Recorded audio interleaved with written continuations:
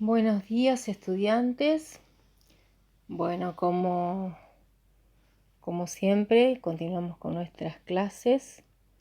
Hoy vamos a ver el diálogo en el relato.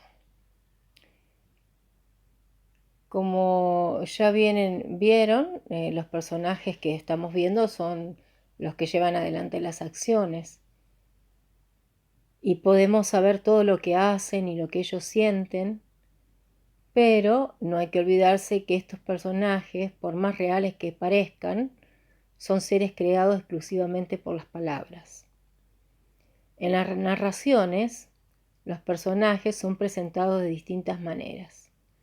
Uno de los recursos más usados es hacer que los presente la voz de un narrador, quien, como recordarán, es la voz que cuenta los hechos y los sitúa en el tiempo y en un espacio determinados. Bueno, vamos a ver la diapositiva.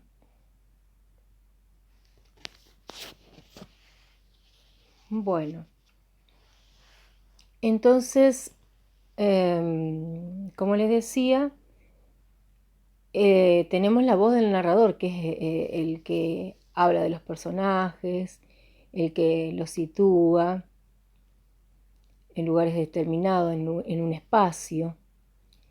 Pero otro recurso es hacer que ellos mismos hablen dentro de la narración. Como ya lo vieron en los relatos que hemos leído, hay diálogos entre los personajes. A partir de lo que dicen los personajes podemos deducir la relación que existe entre ellos, lo que sienten, lo que piensan, su condición social, su nivel de escolaridad, su edad.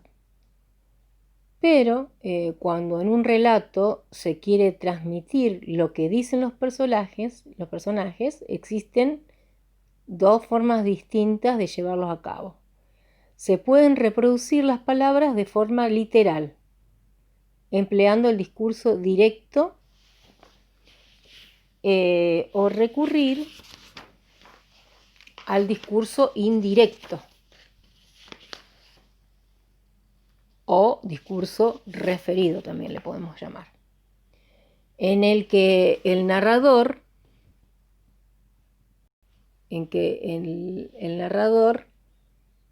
reproduce con sus palabras lo que los personajes están diciendo. En el discurso directo, por ejemplo, el narrador transcribe exactamente lo que el personaje dice.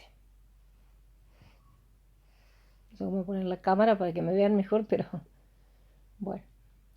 En el discurso directo, el narrador transmite exactamente lo que el personaje dice. Cada intervención suele ir en un párrafo aparte. El diálogo generalmente se introduce con los verbos decir, dijo, con el verbo preguntar, con el verbo afirmar, seguido de dos puntos. Y las palabras del personaje llevan delante una raya de diálogo. Esa raya de diálogo puede cerrar, en lugar de usar una raya de diálogo, también se pueden usar comillas cuando está hablando un personaje. Pero esa raya de diálogo puede abrir y cerrar un diálogo también, cuando el narrador agrega algo después de lo que dice el personaje.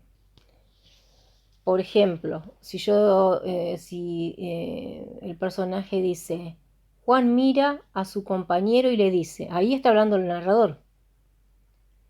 Raya de diálogo y se escribe la pregunta que dice Juan. ¿Vos vas a ir a la escuela mañana? Entonces, de esta manera se reproduce el diálogo. El discurso referido, o el discurso indirecto, como también lo podemos conocer, el narrador incorpora a su propio discurso las palabras de los personajes, mantiene el contenido de lo que dice el personaje, pero no los reproduce así textualmente. Para introducir las palabras citadas no se usa ni raya ni comillas, ni los dos puntos, sino que se introduce con los nexos que o sí, detrás de un verbo que los anticipa. Vamos a dar un ejemplo. El maestro dijo que había que estudiar para mañana. ¿Ve? Eso no va ni con raya de diálogo, no lleva comilla, no van los dos puntos. Se dice la palabra dijo, porque hoy, como decíamos, se usan esos verbos, decir, preguntar, bueno. Pero se utiliza también el nexo que. El nexo que o el nexo sí, podemos usar cualquiera de esos, ¿no? El maestro dijo que había que estudiar para mañana. Ven que es una forma indirecta de hablar o un lenguaje referido, ¿no? Se refiere a lo que dice el personaje. Cuando un diálogo que mantuvieron los personajes se narra como un discurso referido, es necesario introducir algunos cambios, ya que las palabras que se reproducen están fuera del tiempo en que se dijeron, porque yo estoy diciendo algo que dijo alguien quizá un ratito antes de que yo hablara o lo encontré ayer y entonces estoy repitiendo algo, estoy contando algo que dijo otra persona, ¿no? Entonces se producen cambios. Estos cambios son diferentes según si la narración que yo estoy haciendo está en presente o en pasado.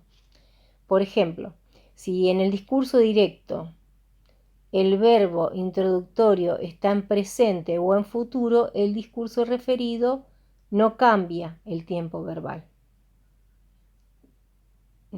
Entonces, eso es cuando la narración está en presente. No hay cambios si el verbo está en presente o si está en futuro. Vamos a ver unos ejemplos.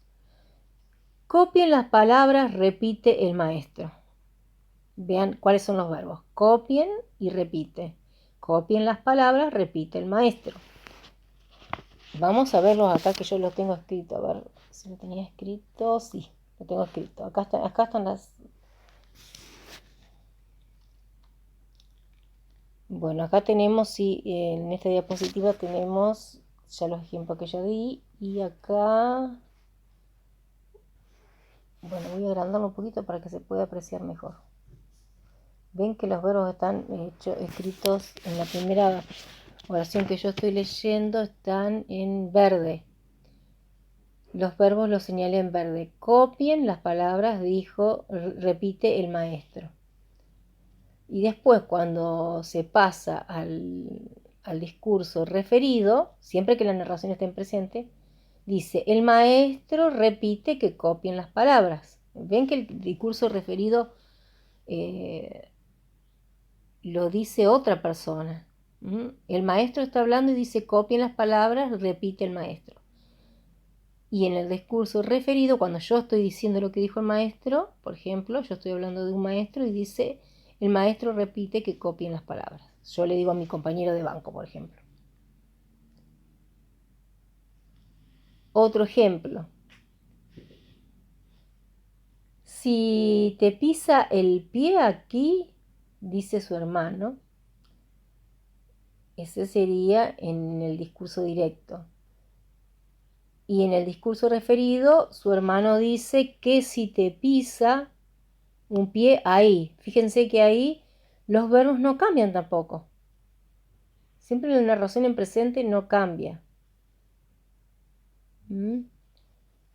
Luego, en otro ejemplo, ¿para qué era esto ahora? Pregunta. Y en el discurso referido dice, pregunta, ¿para qué era eso en ese momento? Bueno, ahí cambia, en lugar de ahora dice en ese momento, ¿no? Pero no cambia el verbo, sigue siendo el verbo ser, el verbo ser, como era. ¿Para qué era esto ahora? Y pregunta, ¿para qué era eso en ese momento? Fíjense que ahí está en presente y no cambia. La narración está en presente y no cambia. Ahora del otro lado nosotros vamos a ver la narración en pasado. A ver si puedo correr un poquito esta diapositiva. Ahí sí. Bueno. La narración en pasado sí.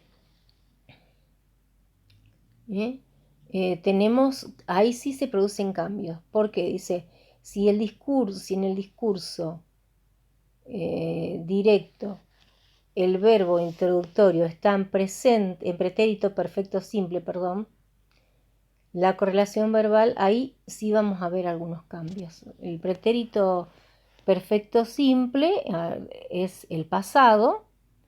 Yo les voy a decir, por ejemplo, en las primeras, la segunda y la tercera conjugación para que lo recuerden. Yo amé está en pretérito perfecto simple. Yo temí está en pretérito perfecto simple. Yo partí. Son la primera, la segunda y la tercera conjugación de los verbos en pretérito perfecto simple. ¿Y cómo se da aquí, no? En el discurso directo está la oración. Dijo, tengo hambre. Dijo, tengo hambre. Tengo, que es el verbo, está en presente. Y cuando lo paso al discurso referido, dice, dijo que tenía hambre. ¿Ven abajo? Dijo que tenía hambre. Ahí cambia al pretérito imperfecto el verbo. Dijo que tenía hambre. O sea que ahí sí cambian los verbos. Después, el otro ejemplo que hay dice, dijo me asustaba. Ahí el verbo asustaba está en pretérito pluscuamperfecto. En el pretérito imperfecto, perdón, en el pretérito imperfecto dijo me asustaba. Y cuando yo lo paso al discurso referido dice, dijo que se asustaba. Ahí está también en pretérito imperfecto. Ahí no está cambiando. Pero sí, fíjense que está el qué, el nexo qué. Dijo que se asustaba, porque es un discurso referido. A ver, el otro ejemplo dice, dijo, escribiré a qué. En el discurso directo dice, dijo, escribiré aquí. Ahí el verbo escribiré está en futuro simple. Dijo, escribiré aquí, ¿no? Y luego, en el discurso referido dice, dijo que escribiría ahí. ¿Ven? El verbo cambia. Dijo que escribiría como un condicional, cambia ahí. Y ahí ustedes ven que está el nexo que, y en lugar de decir aquí, cambia ahí. Bueno, esos serían los ejemplos como para que ustedes vean los cambios que se produce cuando nosotros hablamos de forma directa o de forma indirecta. Bueno, vamos a ver la siguiente diapositiva. La siguiente diapositiva, aquí yo les comparto un enlace para que vean un corto, un videíto que está muy bueno, que está representando al texto que leímos de manos. Entonces ustedes, luego de ver el film, es bastante corto, van a tener que escribir si les gustó el film, qué les parece, si la actuación que hacen los personajes se corresponde con la lectura inicial del texto y qué fue lo que más le impactó. ¿Qué fue lo que más le impacta de este corto que ven? Está muy bien logrado, está hecho con adolescentes y algunos adultos. Así que bueno, véanlo y entonces vamos a continuar con las actividades que siguen. En las actividades que siguen, en el fragmento manos van a tener que leer y rodear los verbos que introducen los diálogos entre los personajes. y ver las diferencias que encuentran. Van a tener que subrayar con una línea el discurso directo, que es cuando hablan los personajes, acuérdense, y con 2 líneas el discurso referido. Acá están las oraciones. Nos tapamos bien como cada una en su cama como ahora. Ahí ya es literal, está hablando un personaje, es directo. Las niñas dijeron, ahí está la palabra dijo, dijeron que nos tapamos bien, dijeron nos tapamos bien. Está hablando de forma referida. La otra, estiramos los brazos así como ahora. Estiramos los brazos así como ahora. Ya ahí habla un personaje, así que directamente, así que es un estilo directo. Y en la otra dice, Oriana dijo que había estirado bien los brazos. Bien que ahí cambia el verbo y aparte está el nexo que. Entonces ese es referido. Nos dimos las manos con fuerza así como ahora. Y también está la raya de diálogo, así que nos indica que es un estilo directo, ¿no? Cuando está la raya de diálogo. Bueno, van a tener que realizar esa actividad y por otra parte van a tener que leer un texto informativo y a partir de su lectura van a tener que escribir una narración terrorífica que incluya diálogos entre los personajes. Tomen como modelo el cuento Manos de Elsa Bornemann. Para ver cómo están hechos los diálogos, ustedes van a tener que tomarlo. Aquí yo les dejo el enlace, pero también les mando el PDF. El texto, vieron que se llama Murciélago Vampiro Común. Es un tipo de murciélago que vive en Sudamérica, que bueno, se llama murciélago vampiro común porque bebe sangre de los animales, de la vaca, de los caballos, ¿no? Sale a la noche, vive colgado en cuevas, en los árboles. Muchas veces se esconden también en techos de algunas casas. Bueno, ahí le van a dar toda esa información, como que las crías se alimentan por muy poco tiempo de la leche de las madres y después salen a beber la sangre de los animales.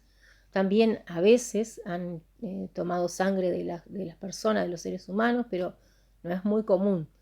Pero bueno, a raíz de toda esta información que ustedes van a leer del vampiro, van a tener que inspirarse en un vampiro y escribir un cuento de terror que sea de un vampiro.